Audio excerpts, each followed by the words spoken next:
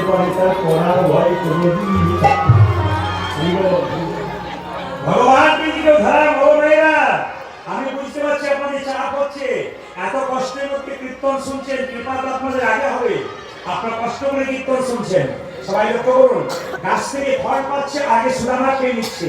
কৃষ্ণ বলছে, হ্যাঁ সুদামা, তুই যে খেয়ে নিচ্ছিস তুই তো খুব স্বার্থপর। বলছে, না রে ভাই, আমি খাচ্ছি কেন জানিস?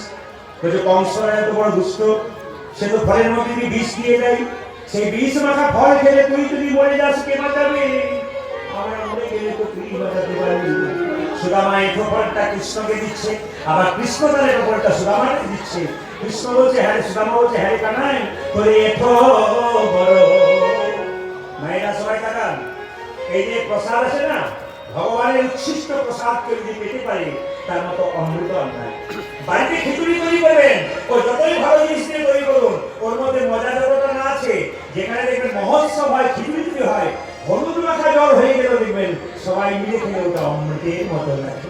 তোরে এঠো বড় ভালো লাগে,